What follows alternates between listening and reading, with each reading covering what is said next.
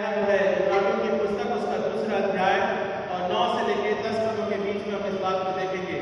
Hebrews इब्रानियों की पुस्तक उसका दूसरा अध्याय 9 से लेकर 10 पदों के बीच में हम इस बात को देखेंगे। जो सब पढ़ेगा नए नियम से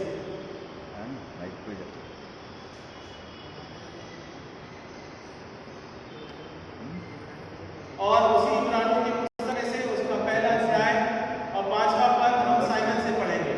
कब? अच्छा साइमन पहले तुम आ जाओ। इब्रानियों की पुस्तक उसका पहला अध्याय और 5वां पद पहले तुम आओ, फिर उसके बाद में जोसेफ आएगा। तब तक खोज पहले बराबर संदेश किधर है इब्रानियों नए नियम में।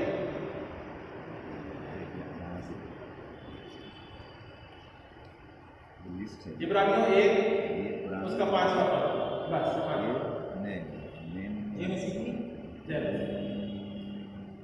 क्योंकि सब कुछ में से उसने तब किसी से कहा तू मेरा पुत्र है, आज तू मुझसे उत्पन्न हुआ। और फिर ये मैं उसका पिता होगा और वह मेरा पुत्र होगा। परमेश्वर के वचन के पढ़े जाने और समझाने पे हम सबको बातचीत करें। वो जो साइमन उसको दे देखो इब्रानियों की पुस्तक सेकंड उसका दूसरा अध्याय सेकंड चैप्टर 9 to 10 बताओ किधर है? 9 से 10 अगली बार से सोनी मत मुझे पर हम यीशु को यहाँ से निकाल कर रखना पर हम यीशु को तो पढ़ देते हैं ना। सोमवार कभी आने वाले इसके बाद आप कब आएंगे? सोमवार मंगलवार बताओ।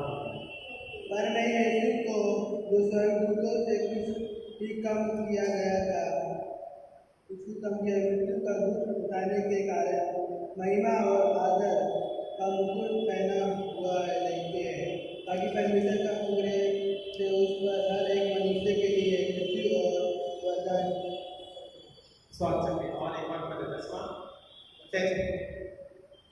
क्योंकि जिसके लिए सब कुछ और उसको द्वारा सब कुछ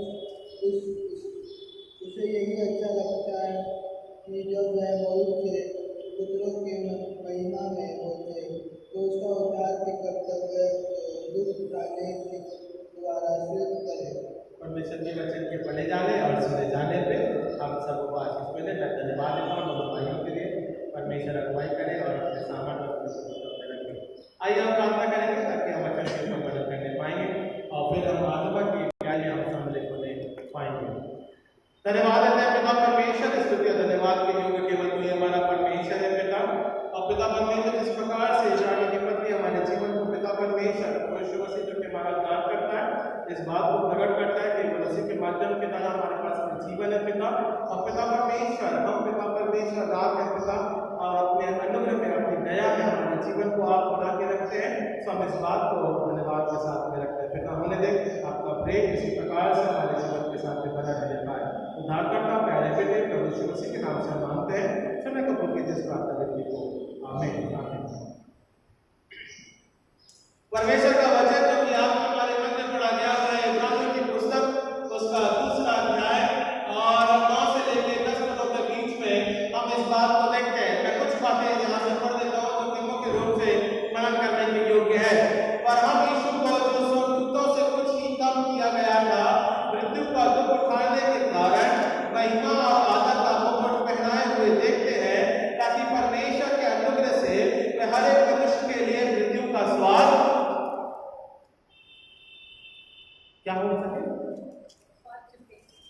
है ना, टू टेस्ट है ना, टू टेस्ट है ना। सॉस खाते हैं, सॉस खाते हैं आप की ना खाते हैं, चटनी खाते हैं, ढोकले के साथ खाते हैं, चटनी ढोकले के साथ भी खाते हैं, समोसा और सॉस भी खाते हैं, भजिया और सॉस भी खाते हैं। Why do you want to like that? एक अगर आप दे दोगे बोलेगा ये भजिया ऐसे खा लो, नहीं it doesn't taste है ना। मसीह को चखना बहुत जरूरी है because it gives a different variety of flavor है ना। सॉस अगर आप चखते हो बिना उसके स्वाद खाने में थोड़ा मजा आता है, खट मीठा लगता है ना, अच्छा लगता है। स्वाभाविक रूप से मनुष्य जीवन की जुबान है और उसमें क्या होता है, परिवर्तन होता है ना। So you need a certain different type of test, है ना। सो परमेश्वर का वचन क्या बोलता है, आत्मिक जीवन में मसीह को चखना बहुत जरूरी है और उसी मृत्यु को चखने के लिए प्रभु यीशु मसीह हमारे नाम के लिए अपने प्राणों का बलिदान देता है ताकि उसकी देह और लहू में हम सहभागी हो सके, है ना। इसका स्वाद का चखना या देह और लहू में हमें सहभागी होना, इसके टेस्ट को जानना बहुत जरूरी है। ये विधि या पर्व हम क्यों मनाते हैं या ऐश वेडनेसडे हम क्यों मनाते हैं, क्योंकि मसीह हमारे लिए उसने अब दुखों को सहा और अपने प्राणों का बलिदान देता है ताकि हम उद्धार के जीवन को प्राप्त करें। उसने हमें आग में से बनाया, उसने हमें मिट्टी में से बनाया और दोबारा हम मिट्टी में जाते हैं, और वो चाहता है कि हमारी आत्मा भी उसी प्रकार से नरक में ना जाए, बल्कि हमारा मसीह की आत्मा में स्वर्ग के राज्य में संगति को हम करने पाए।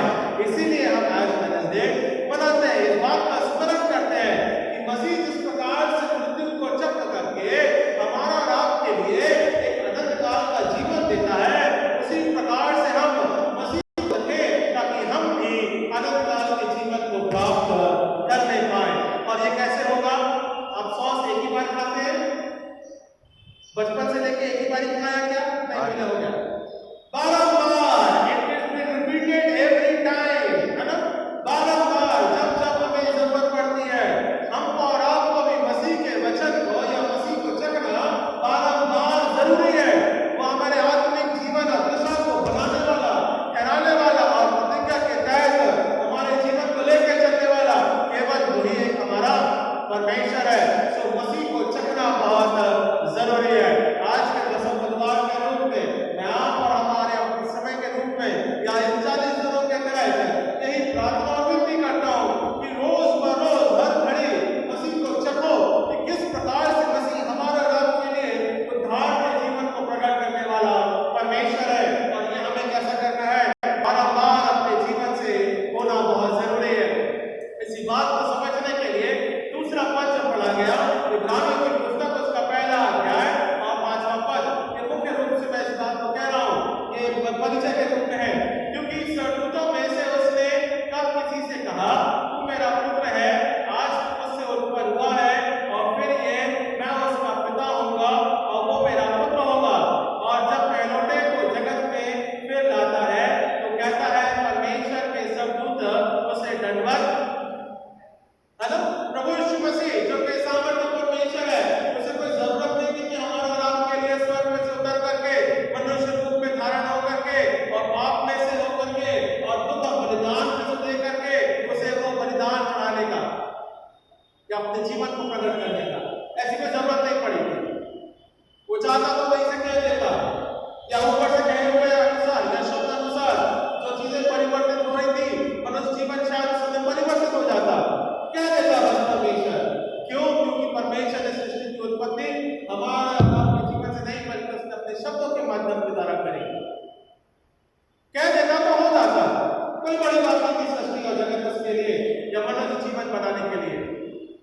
पर क्योंकि परमेश्वर अपने स्वरूप में जब मनुष्य जाति को बनाया तो उसे इस बात को यहाँ पे वो महसूस करता है कि जो लोग मुझे नहीं जानते हैं, जो लोग मुझे नहीं देख पाए हैं, जो लोगों की इच्छा है मुझे देखने की, जानने की, प्रार्थना करने की, उसको वो मनुष्य रूप में देहधारी होकर के हमारे और आपके लिए उत्पन्न हुआ ताकि लोग परमेश्वर को देखने और समझने और पढ़ने और उसको सुनने पाए। इसीलिए परमेश्वर का वचन आज हमारे और आपके लिए एक सामर्थ का कारण बनता है। हम उसे देख पाते हैं, सुन पाते हैं, समझ पाते हैं, महसूस करने पाते हैं, क्योंकि हम उस प्रकार से अपनी आत्मा को जीवन के रूप में, तैयारी के रूप में रखते हैं। सो आज मसीह को चखना बहुत जरूरी है, और मसीह के चखने के रूप में परमेश्वर चाहता है कि हम उसकी आत्मिक संगति में किस प्रकार से विश्वासी रूप में बने रहने पाए। हम कुछ बातों के माध्यम के द्वारा समझेंगे। पहली बात जो कि हमको और आपको मसीह को चखने के रूप में इस बात को कराता है, death on the cross is the desire to be fulfilled, है ना। मसीह को चखना इस बात का प्रतीक है कि परमेश्वर की जो इच्छा थी उसने वो क्रूस के माध्यम के द्वारा हमारा और आपके जीवन के लिए उसने प्रकट किया। जो क्रूस पर से उसने दुख को सहा, यह उसकी प्रतिज्ञा के माध्यम के द्वारा प्रभु यीशु मसीह ने जीवन की इच्छा को परमेश्वर ने कराया और उसे पूरी किया, ताकि योजनाबद्ध तरीके से मनुष्य जीवन उद्धार को प्राप्त कर सके, मनुष्य जीवन एक सही राह ले सके, मनुष्य जीवन भटके नहीं। और हम और आप जब इस प्रतिज्ञा को करते हैं तब हम उसके क्रूस के तहत, उसके वचनों के तहत जब हम मनन करते हैं तब हम इस बात को अपने जीवन में प्रकट करते हैं कि मसीह हमारा उद्धार करता है, क्योंकि हम इसको जानते हैं। हम कैसे जानते हैं मसीह को? अरुण, आप कैसे जानते हैं मसीह को? हम कैसे जानते हैं मसीह को? आप कैसे जानते हो मसीह को? हाँ, वो हमारा पिता है ना? कैसे जाना आपने? वचन को पढ़ने के माध्यम के द्वारा, है ना? या मसीह ने आपके जीवन में ऐसा कार्य किया तब हम बपतिस्मा लेते हैं या गवाही देते हैं, तभी हम मसीह को जानते हैं। मसीह जीवन को, हृदय को परिवर्तित करता है। ये उसकी इच्छा रही कि लोग मुझे जाने, लोग मुझे पहचाने, लोग उस समय के दौरान अपने पापों का बलिदान करके या अर्पण करके नए जीवन में जिए, नई सृष्टि में जिए, नए मनुष्यत्व में जिए। ये परमेश्वर की इच्छा थी और इसीलिए परमेश्वर ने उस इच्छा को पूरी करने के लिए या मानव जीवन को सही राह दिखाने के लिए कि लोग प्रभु यीशु मसीह को चख सके, उसने प्रभु यीशु मसीह को देह में हमारे लिए उत्पन्न किया, असल में मृत्यु को ठहराया, ताकि उसकी देह और लहू के माध्यम के द्वारा हम आत्मा के रूप में पश्चातापी मन से उसे हम चख सके, उसे हम जान सके या उसकी प्रतिज्ञा में अपने जीवन को हम रख सके। ये पहली बात, it is a desire of the Lord. ये परमेश्वर की योजना रही कि हमें मसीह को चखना है। कहाँ मिलेगा इस बात को थोड़ा सा समझेंगे कुछ बातों के माध्यम के द्वारा। इब्रानियों की पुस्तक उसका 5वां अध्याय और 5 से लेकर 10 पदों के बीच में इस बात को देखते हैं।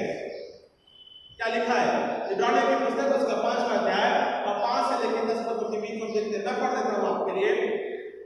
वही वैसे ही मसीह ने भी महायाजक बनने की बड़ाई अपने आप से नहीं ली, पर उसको उसी ने दी जिसने उसे कहा था, तू मेरा पुत्र है, आज मैं ही ने तुझे उत्पन्न किया है। परमेश्वर के बारे में कहता है, प्रभु यीशु मसीह के संदर्भ में कह रहा है। ओके, सो क्या बोलता है?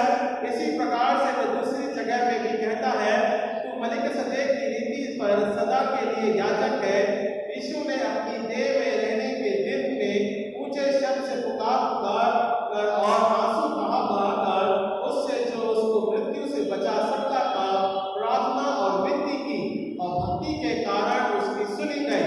पुत्र होने पर भी उसने, ये मुख्य रूप से आप इस बात को समझिएगा और पढ़िएगा 8वां पद, पुत्र होने पर भी उसने दुख उठाकर आज्ञा मानी, सीखी और सिद्ध बनकर अपने सब आज्ञा मानने वालों के लिए सदा काल के उद्धार का कारण, परमेश्वर पिता की आज्ञा जो ठहराई गई थी एक रूप में, एक बड़ा महायाजक के रूप में, जो कि अपने प्राणों का बलिदान देता है ना। याजक क्या करता था पुराने नियम के अनुसार? क्या करता था याजक? पवित्र दीदी, महायाजक क्या करता था पुराने नियम के अनुसार?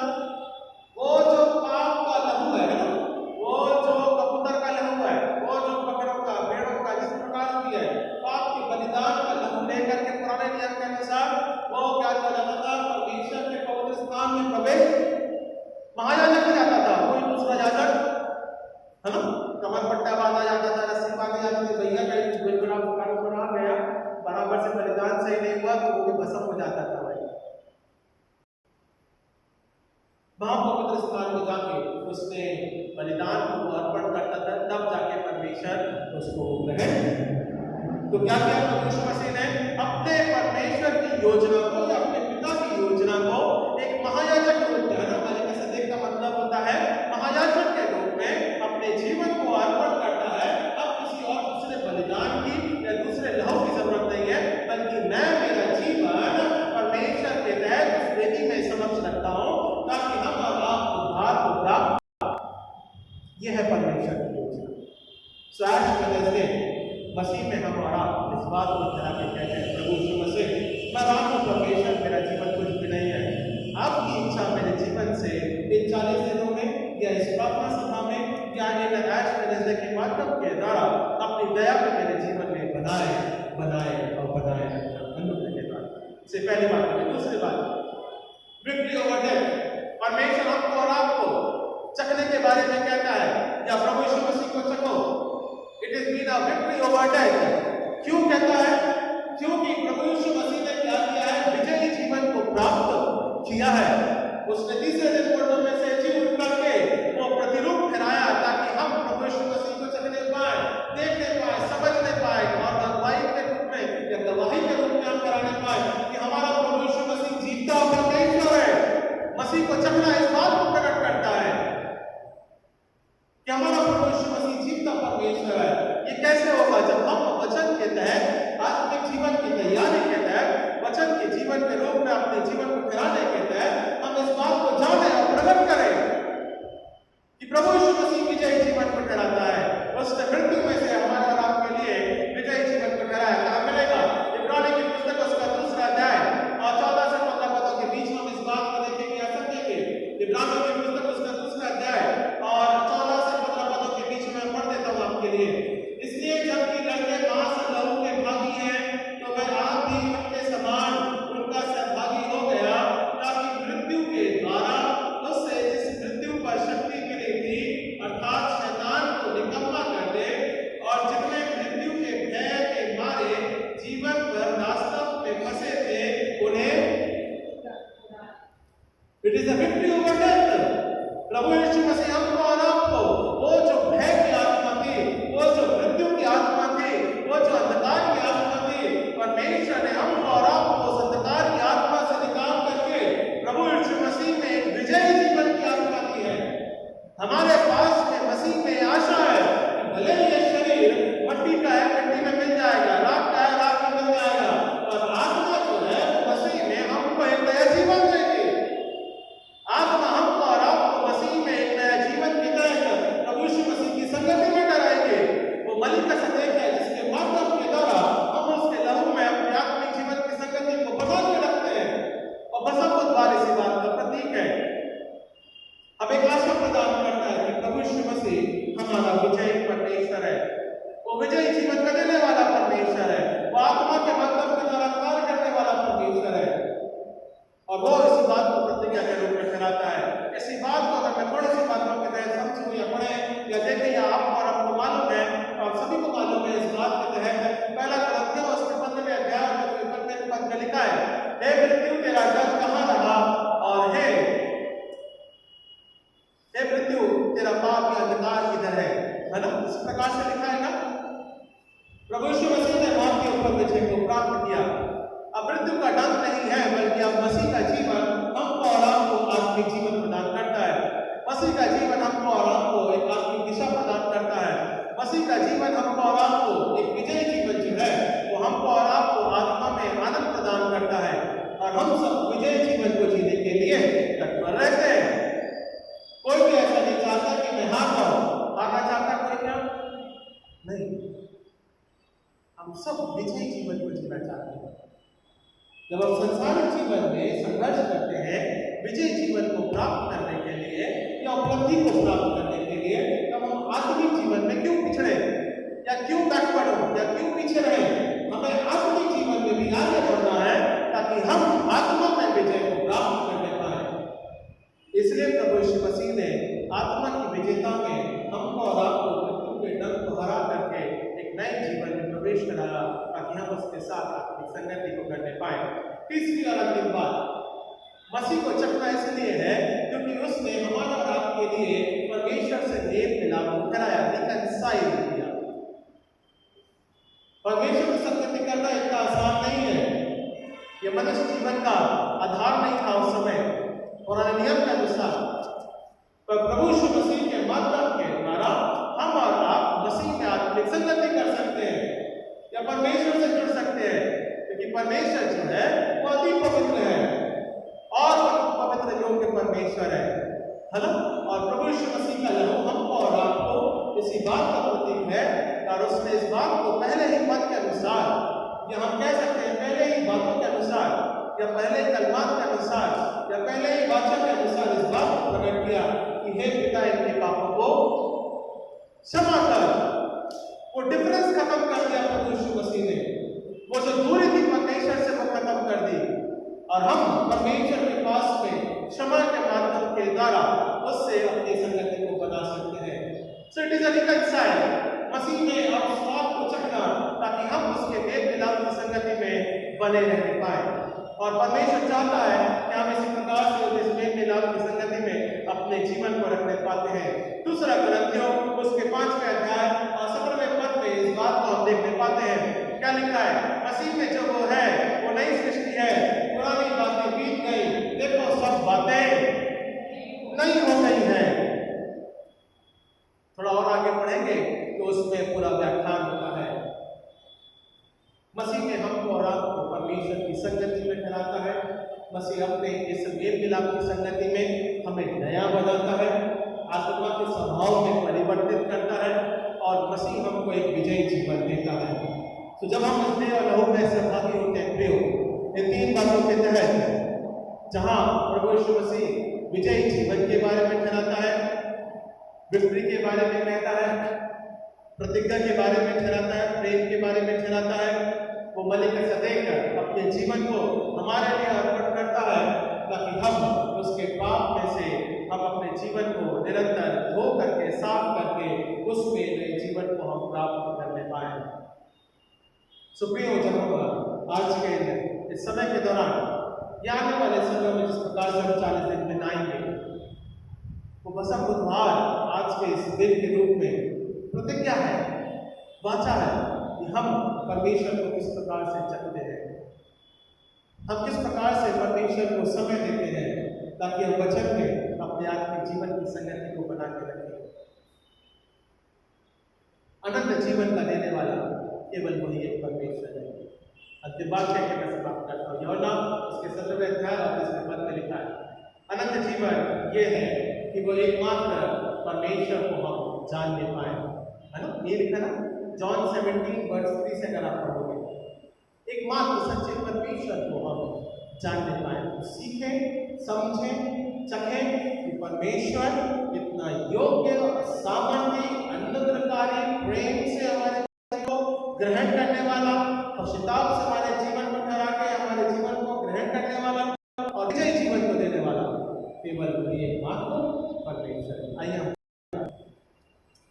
महान और जितना अनुग्रहकारी पिता परमेश्वर, आपके नाम को पिता परमेश्वर धन्यवाद के रूप में रखते हैं। पिता, हम मसीह के स्वाद को चखने पाए पिता परमेश्वर, और पिता यूनानी की पुस्तक इस प्रकार से हमारे पिता परमेश्वर जीवन के विश्वास को बढ़ा दिया पिता, अनुग्रह के द्वारा पिता विश्वास स्पर्श कर पिता उन्हें जब पिता सभा के माध्यम के द्वारा आते हैं, नए जीवन के द्वारा आते हैं पिता परमेश्वर, और पिता नया जीवन मसीह है, इस बात को हम धन्यवाद के साथ रखते हैं। अनुग्रह और जीवन के पिता परमेश्वर आप खिराए लेके चले और अपनी दया और प्रतिज्ञा करें। उद्धार करता प्यारे बेटे प्रभु यीशु मसीह के नाम से आमीन।